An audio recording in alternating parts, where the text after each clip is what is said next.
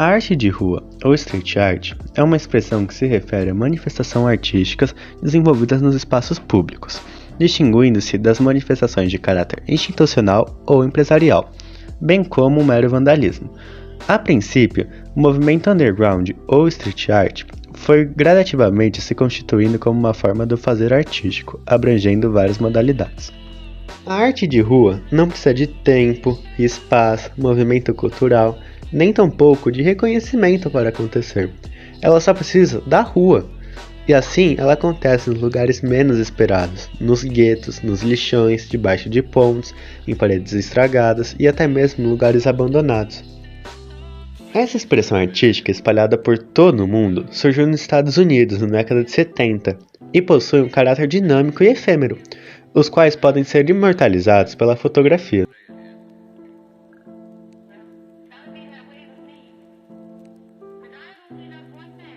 Toda manifestação artística urbana tem um papel de grande relevância na sociedade.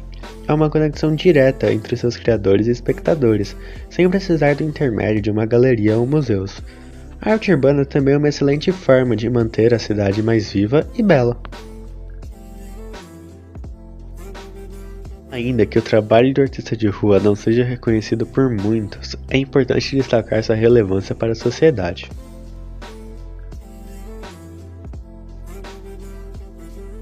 Curiosamente, isso aconteceu numa época conturbada da história do país, no advento da ditadura militar. Era uma arte marginalizada, entretanto, adquiriu uma posição de destaque no mercado de arte, com diversos artistas brasileiros consagrados pelo mundo.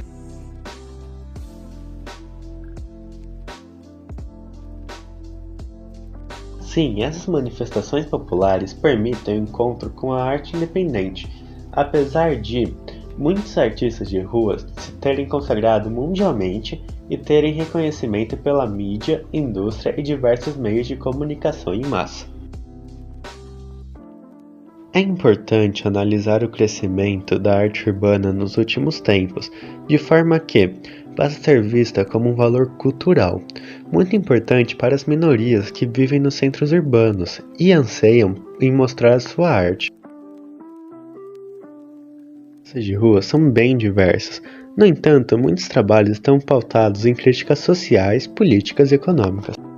A proposta central da arte urbana é justamente sair dos lugares ditos consagrados, ou seja, destinados a uma exposição e apresentações artísticas, como teatros, cinemas, bibliotecas e museus, para dar visibilidade à arte cotidiana espalhada pelas ruas. No entanto, estudiosos afirmam que essa arte remonta a períodos antigos, uma vez que os gregos e os romanos já transmitiam mensagens pelas ruas da cidade, bem como possuíam muitos artistas nos centros urbanos com música, teatro e dança.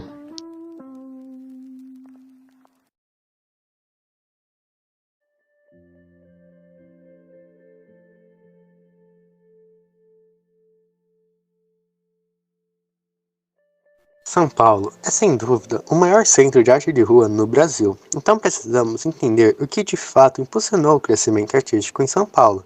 Para isso, entrevistamos o professor André, um especialista no assunto.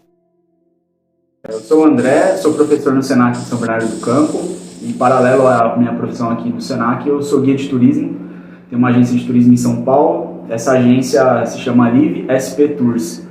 Live, no inglês ali, morar, viver, né? Exatamente com essa proposta para você ressignificar a cidade de São Paulo. Então a ideia são oferecer ali roteiros dentro da cidade e esses roteiros contar as histórias que normalmente a cidade no dia a dia, na correria, e também por uma intenção ali que foi traçada a partir do século XX de fazer recontar a história de acordo com algumas narrativas que eram dominantes, né? Então certas partes ali da cidade acabou ficando invisibilizada ou, né, não é divulgado isso. Então a ideia são roteiros na cidade em que qualquer pessoa consiga ter uma ligação maior com a cidade quando fizer. Então o papel dessa agência é trazer essa vontade de você morar em São Paulo, essa vontade de você visitar, saindo dos roteiros tradicionais ali, que normalmente as pessoas vêm para São Paulo e vão, e você passar a ter um outro olhar, né? Um olhar realmente de respeito, um olhar de admiração, um olhar de colocar as pessoas e as histórias nos seus devidos lugares ali de seus espaços, né, de fala, seus espaços de valorização. A cidade de São Paulo, ela é uma cidade que tem, ela foi fundada em 1554, né, então ela está indo aí para os seus 467 anos. Ela foi fundada muito antigo, né, ali entre as primeiras cidades do período colonial.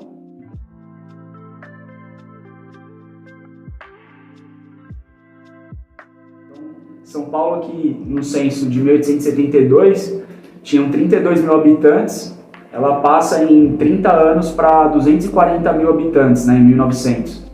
E aí ela passa, graças à produção do café no interior de São Paulo, né, que é uma terra propícia para a plantação, ela começa a exportar esse café para o mundo, né, e esse café também traz uma necessidade de mão de obra. Essa mão de obra, já a partir de 1850, né, ela começa a trazer já imigrantes, e graças à ferrovia esses imigrantes eles começam a vir da Europa para trabalhar aqui na região do estado de São Paulo.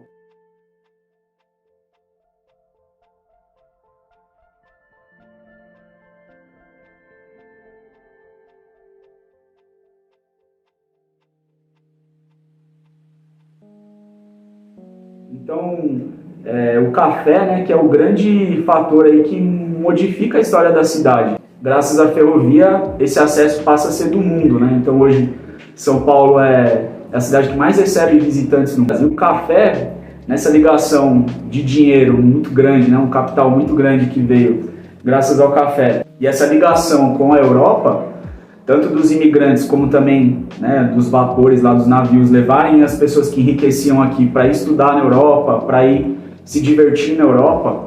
Então São Paulo, a partir do café, ela tem uma grande transformação. Então você tinha uma ideia colonial ainda de arte, né, de poesia, era uma cidade que não tinha uma importância para o mundo.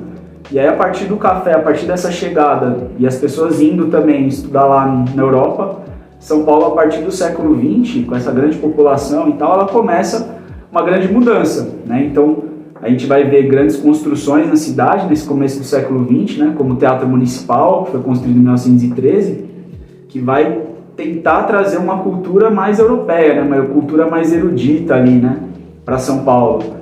Então, essas pessoas que eram ricas, eram barões do café, eram pessoas que frequentavam Paris ali, eles vão querer trazer Paris para dentro de São Paulo, né? Então, essa cultura no começo do século XX é uma cultura muito elitizada.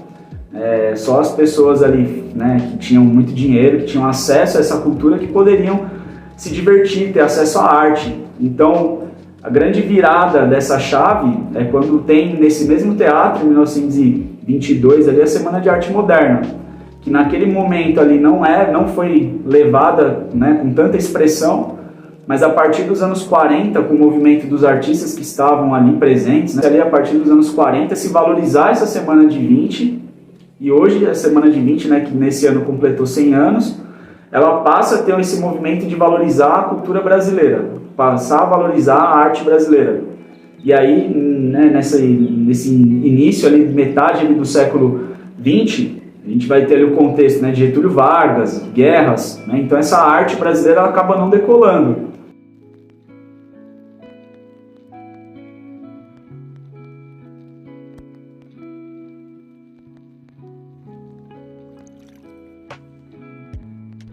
O Brasil ele começa, né, essa chegada das indústrias, essa chegada de uma outra população para essa cidade que era colonial, começa a se ligar muito a essa arte europeia ainda, né, esse movimento norte-americano, né, de arte, porque vai começar essa ideia de industrialização, ideia desenvolvimentista. Então, se renega esse passado ou essa raiz brasileira de cultura, principalmente porque São Paulo também era um lugar, como a gente estava falando agora há pouco, de uma população aí de 60% de escravizados, então tinha aqui já uma cultura negra, uma cultura indígena já, e essa cultura ela é toda negligenciada para essa nova narrativa que vai se tornar, né, uma narrativa meio americanizada, uma narrativa desenvolvimentista, e que vai apagar certas histórias. A gente pode dar o exemplo do bairro da Liberdade, em que ele vai apagar a memória antiga da cidade, né, que ali era uma forca, ali era um cemitério,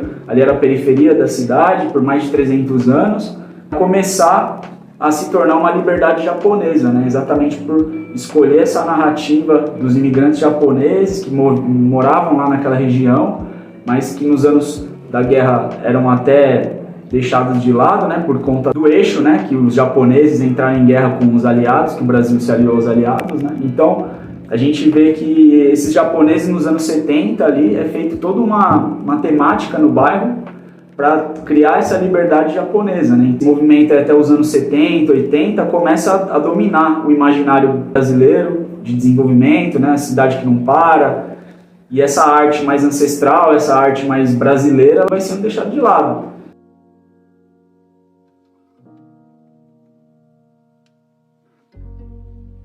Que vai quebrar essa arte vão ser os anos 80, anos 90, né? Que a gente começa o movimento da periferia, que é esse movimento democrático, já depois do regime militar, que continua ainda a violência policial nas periferias, continua o racismo acontecendo, e esses movimentos começam a surgir, né? E aí essa ligação com o hip hop, com o breaking, com a cultura norte-americana da rua, ele começa a tomar um grande vulto aí na periferia de São Paulo. E a gente vai ter movimentos muito importantes, né, no centro da cidade, por exemplo. Hoje a gente tem uma valorização ali no centro muito forte desse movimento, né, movimento do picho, do grafite, movimento de artistas de rua, graças a essa democratização que vem nos anos 80, final ali, né?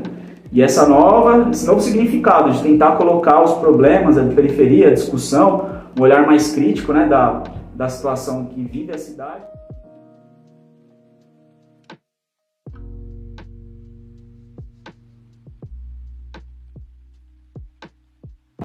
Então São Paulo ele passa por esses, né, se a gente puder dividir esses 3 momentos históricos aí da sua cultura, da sua arte, né? Essa época mais colonial, essa época que os movimentos eles existiam, mas eram suprimidos por conta da coroa, e aí quando vem ali a República, essa imigração ela toma conta, né? Ela toma esse vulto aí de Belle Époque, Europa.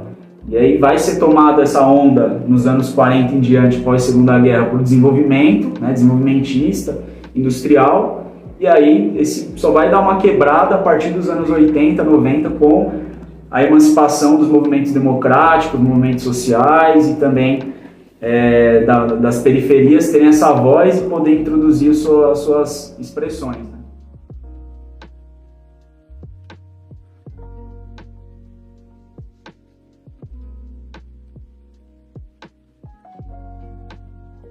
A arte é responsável por dar a voz àqueles que não são representados na sociedade. Mas até onde essa voz chega? Entrevistamos o professor Raul, que irá nos explicar um pouco das dificuldades de ser um artista. Meu nome é Raul, eu tenho 31 anos, eu sou professor de artes, formado em licenciatura em artes visuais, com especialização em psicologia positiva e criatividade, e também sou artista plástico. Tenho um trabalho que dialoga com grafite, colagem e técnica mistas com carvão, e também com música autoral voltado para MPB. Pra começar, cada coisa em seu lugar, e nada como um dia após o outro. Pra que se apressar, se nem sabe onde chegar? Existe um entendimento oculto de que a única arte é aquela que está dentro dos espaços designados para isso. Então, museus, galerias, teatros, os lugares para apresentação musical, como se apenas o que estivesse dentro desses aparatos culturais fosse considerado arte, né? Tivesse essa áurea mágica de quando você entra no museu e começa a falar baixo, porque ali tem a arte sublime, e como se aquilo que não tivesse dentro desse espaço fosse uma arte menos valorizada ou de menor importância, né? Penso que, de forma em geral, é considerado arte, mas não tem a mesma valorização do que a arte que está dentro desses aparatos por várias questões, até porque para entrar nesses aparatos também são necessárias condições para que isso aconteça. Vou dar um exemplo. Se eu for lá na Paulista, num domingo, né, onde eles fecham a avenida e você pode ver a arte que está ali acontecendo na rua, provavelmente você vai passar por pessoas desenhando, por pessoas fazendo caricatura, por pessoas vendendo artesanato, por pessoas tocando, e o pagamento que essas pessoas recebem por essa arte é o chapeuzinho que fica ali na frente, que por muitas vezes pode sair vazio. Mas na mesma avenida eu tenho um museu, que é o MASP, que custa R$35 para poder entrar. E aí quem tem R$35 para pagar para entrar, para poder ver obra de arte, que é um público específico, que vai conseguir acessar esse espaço, e aí o artista que está lá nesse espaço, ou o representante, né, no caso de artistas que já morreram, que vão receber um grande valor para que essas obras estejam expostas nesse espaço. Então a arte que estava acontecendo no vão livre do MASP no domingo e a arte que está dentro do museu, ambas são consideradas artes, porém o valor que elas têm para a sociedade são diferentes, tanto o valor simbólico, né, quanto o valor monetário. Bom, como artista falando, é um espaço que eu ainda estou galgando e ainda estou tentando conquistar. Acho que uma coisa que é importante ficar frisado é o que é sucesso, né? Essa visão de sucesso utópica que às vezes é vinculado sucesso a público, sucesso a grandes mídias, sucesso a grandes festivais, né? O sucesso para o artista, falando no meu caso da música, por exemplo, eu não entendo que seja tocar no Lollapalooza para 300 mil pessoas. Talvez o sucesso para mim seja uma pessoa que ouviu essa música, como eu já tive relato, por exemplo, de uma pessoa que estava em situação de depressão, estava pensando em se suicidar, ouviu a minha música e mudou de ideia. Isso é sucesso, né? Eu não toquei no Rock in Rio, mas eu toquei uma vida. Então, acho que começa por aí. Agora, falando questão de espaço, é um espaço que precisa ser conquistado diariamente, entendendo os mecanismos que são necessários para que isso aconteça. Então, como que o algoritmo nas redes sociais funciona e como que eu consigo impulsionar minhas publicações sem precisar ficar pagando, né, a máquina que trabalha para essa forma, para essas entregas. E sempre um trabalho que necessita de um esforço maior, por ter menos dinheiro para investir, por ser um artista com um nome menor, por ser um artista preto. Então o espaço é muito mais difícil de conquistar, mas é um trabalho de formiguinha, um a um passa pro outro, e assim a gente vai conquistando aos poucos um pouco mais de espaço. Sim. Eu acho que para poder entender um pouco essa minha resposta, eu vou dar um exemplo que esteja mais próximo da realidade dos estudantes aqui do Senac. Às vezes você vai fazer uma entrevista de emprego e aí você vai lá à procura de um estágio e você não consegue essa vaga porque você não tem experiência. Só que como que você vai ter experiência se ninguém te contrata?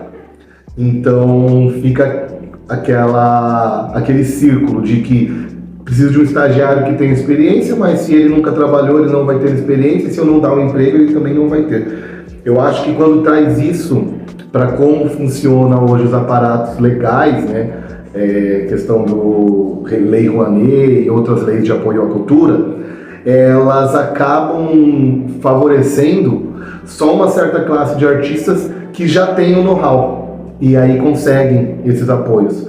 Então é muito difícil, por exemplo, para mim, como um artista iniciando, né, carreira, se assim a gente pode dizer, conseguir um apoio de uma verba pública, por exemplo, para gravar um projeto novo, um clipe, que seja, por não ter esse nome, por não ter já o cunhão ali de falar, não, eu sou fulano e eu consigo encher um teatro.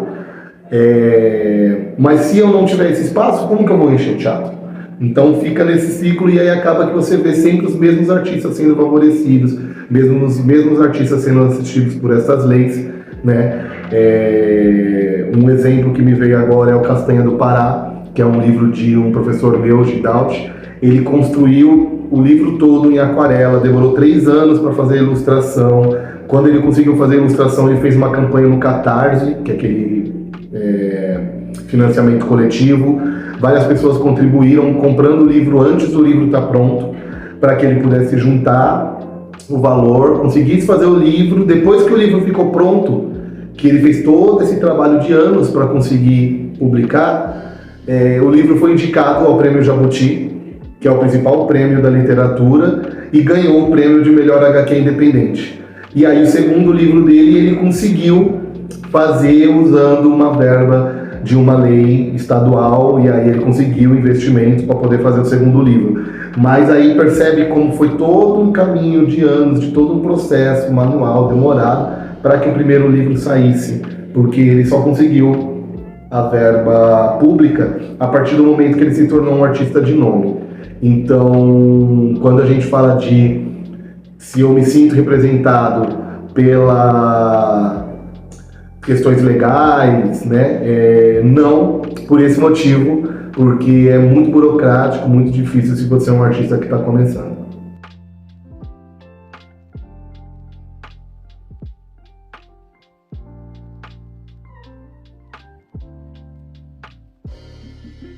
Vamos às ruas de São Paulo entrevistar os artistas de rua e saber o que eles pensam sobre a representatividade na sociedade atual. Wilson, de onde você veio? Eu sou peruano. Peruano. Há quanto tempo você é artista de rua? E há 18 anos. Qual a sua trajetória e seu sonho? Evolucionar em el arte, a fazer exposições em galerias grandes, exponer em el extranjero, em outros países, Europa, esse é meu sonho. Sim. Você se sente representado na cultura? Claro, muito.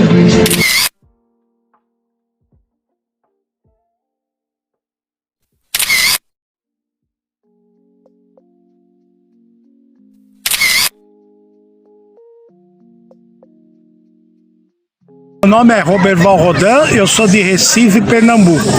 Estou aqui há 45 anos em São Paulo. Obrigado. Há quanto tempo o senhor é artista de rua? Desde que eu conheço como artista, sempre desenvolvi o meu trabalho na rua, né? Nas galerias também, participo de galeria, enfim, exposições coletivas. O senhor tem algum sonho? O meu sonho está realizado, eu sou artista, estou tranquilo, eu desenvolvo o meu trabalho, divulgo aqui na rua, porque é uma elite que fica com a arte, né? E a gente veio para a rua para divulgar realmente que a gente tem um trabalho já muito grande de vida já no Brasil como artista plástico, né? E o senhor se sente representado na cultura? Olha, representado não, eu que me represento, eu não dependo de governo, sou independente. Então, é lógico que falta apoio do governo, e atualmente hoje, quer dizer, um país tão grande que e não tem um Ministério da Cultura, isso é um absurdo. Não existe no mundo um país que não tem Ministério da Cultura. Muito obrigado pelo seu tempo, senhor. Que isso, eu que agradeço. Obrigado.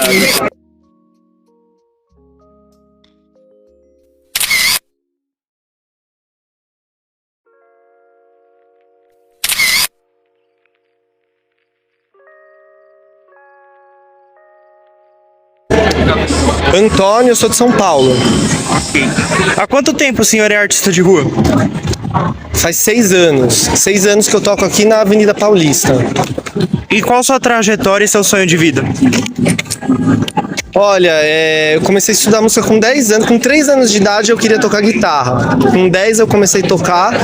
Com 12 eu tinha certeza que eu queria viver de música, 100%. Eu trabalho com música, eu dou aula, eu tenho uma escola de música, tenho a banda.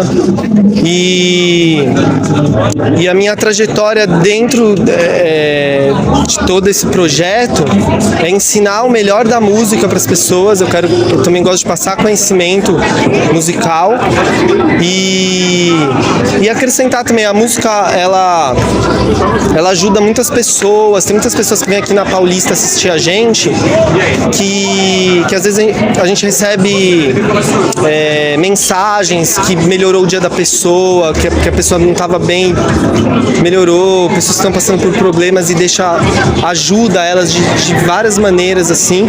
E a galera que quer curtir também, é maravilhoso pra gente, a gente ama estar aqui. O público passa uma energia pra gente, a gente devolve em dobro. E é isso, meu projeto é fazer música até o final da minha vida. O senhor se sente representado na cultura? Não me sinto representado nesse sentido. A música, ela sempre foi uma batalha. Ela é uma batalha, parece que a gente está remando contra a maré o tempo todo. É difícil, questão de investimento, de espaço. Aqui na rua mesmo, às vezes a gente passa algumas dificuldades, né? Do pessoal querer tirar a gente e tal, essas coisas assim, mas aí a gente vai conversando e resolve.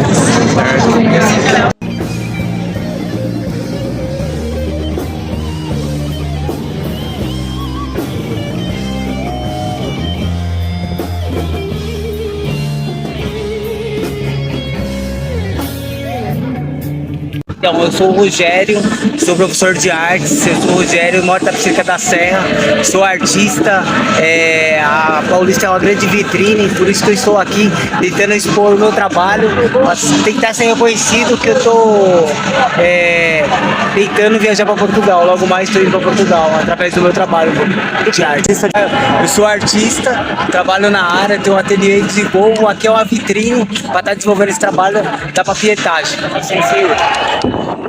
Qual sua trajetória e seu sonho? Então, o sonho é ser reconhecido com o trabalho da papietagem. E sua trajetória? Minha trajetória é essa mesmo, que eu venho no cotidiano divulgando a arte. Você se sente representado na cultura? Não. Eu não me sinto representado na cultura no momento, não.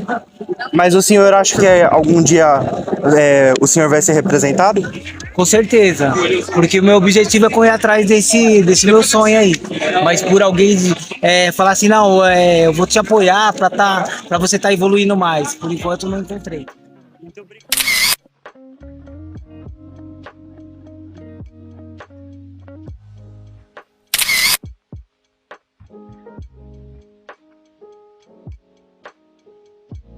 No Brasil o senhor é? Sou de Nanuque, estou aqui no São Paulo, né, divulgando a minha arte, né? Viajo o Brasil todo divulgando a minha arte. E o seu nome? Fernando. Há quanto tempo o senhor é artista? Há 19 anos que eu faço arte de rua, pelas ruas, pelos Brasil afora. Qual a sua trajetória de vida e seu sonho? Meu sonho um dia, né, realizar e ter uma Kombi, né, e poder, né, divulgar minha arte para lugares mais longe, assim, nos outros países, né, e meu sonho um dia, cada dia mais, é prosseguir cada vez mais, né, melhor, né. Certo. O senhor se sente representado na cultura? Rapaz, são poucas pessoas que valorizam, né? Cultura hoje em dia, né? São poucas pessoas que dão valor, dão uma ajuda, né? Mas graças a Deus, tem muitas pessoas que ajudam sim, né? Mas graças a Deus estamos levando a vida, né? Muito obrigado pelo seu tempo, senhor.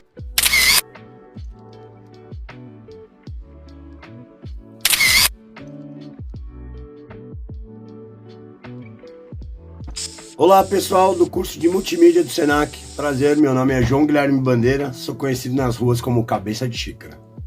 A minha arte passou a ser reconhecida nos anos de pandemia.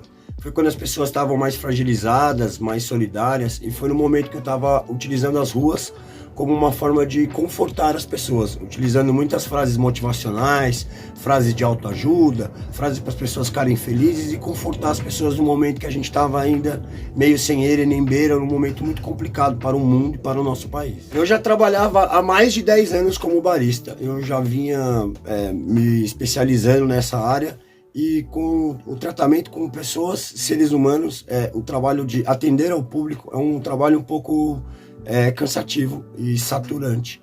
E aí, depois de uma longa caminhada, eu já estava bem feliz, e aí paralelamente eu fazia um trabalho de pintar nas ruas, né? Eu gerenciava uma cafeteria, então eu não poderia chegar com as mãos sujas, então eu fazia só um branquinho quando eu chegava, e aí na hora que eu saía eu fazia o contorninho.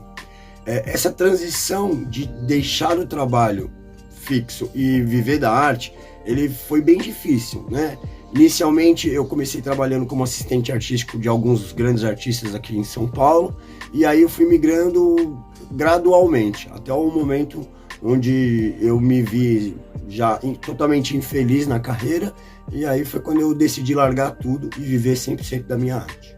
Eu estudo e acompanho o grafite desde da minha adolescência, a minha infância, desde 98, e é algo que eu não via em outros artistas, né? Eu procurei fazer um trabalho autoral, 100% orgânico e 100% inédito. Então eu sempre busquei levar para as ruas algo que eu não via, né? As mensagens, elas vieram com o tempo, né? Primeiro era a xícara, era uma grande representatividade para mim, né? O Brasil é o maior produtor de café do mundo, eu trabalhei mais de 10 anos nessa área, eu amo o café, então isso trazia para mim um significado. E eu acho que faltava algo a mais para ter uma interação com as pessoas, para a pessoa olhar a arte e ela tocar a pessoa. Foi quando eu comecei com algumas frases assim aleatórias, né? Bom dia, bom trabalho, boa aula. E aí as frases foram evoluindo, né? Foram ficando mais complexas, mais impactantes. Eu acredito que as mensagens, eu carrego as mensagens de uma forma para que a arte te toque, para que a arte te conforte e para que a arte te provoque, né? Acho que é esse que é o trabalho da arte. Então as frases eu carrego elas com esse intuito, principalmente, de ter uma interação, de você ver aquilo e aquilo te confortar, né? Eu utilizo muitas frases relativas ao trânsito ali, porque as pessoas estão presas no trânsito, então as pessoas estão ali presas no trânsito, ela olha para o lado e vê uma frase, calma, o trânsito vai passar. Eu utilizo esse momento para pensar na vida. Acho que esse é o principal característica assim das mensagens, é uma forma de interagir, confortar e ter ali uma reação imediata com as pessoas. A arte urbana ela tem um crescimento inexplicável. No Brasil a gente é a meca do grafite, né? A gente é a cidade que mais tem penas, né? O lado cego dos prédios pintados. A arte urbana está tendo um crescimento muito grande, né? Acredito que nos próximos anos a gente tem aí uma maior disseminação da arte, as galerias de arte estão recebendo os artistas de arte urbana, um maior movimento dos colecionadores, as pessoas adquirindo obras. Eu tenho muita esperança, muita fé, acho que as coisas estão indo bem, né? A saída da pandemia, o crescimento econômico do país, tudo está indo para um bom caminho e eu tenho uma esperança muito boa que os próximos anos serão muito, muito satisfatórios aí para quem curte arte urbana, para quem vive arte urbana. Então é isso, pessoal do curso de multimídia do Senac. Valeu, obrigado pela oportunidade. É um prazer e uma honra poder fortalecer vocês aí com essa pequena entrevista. Muitíssimo obrigado, tudo de bom para vocês.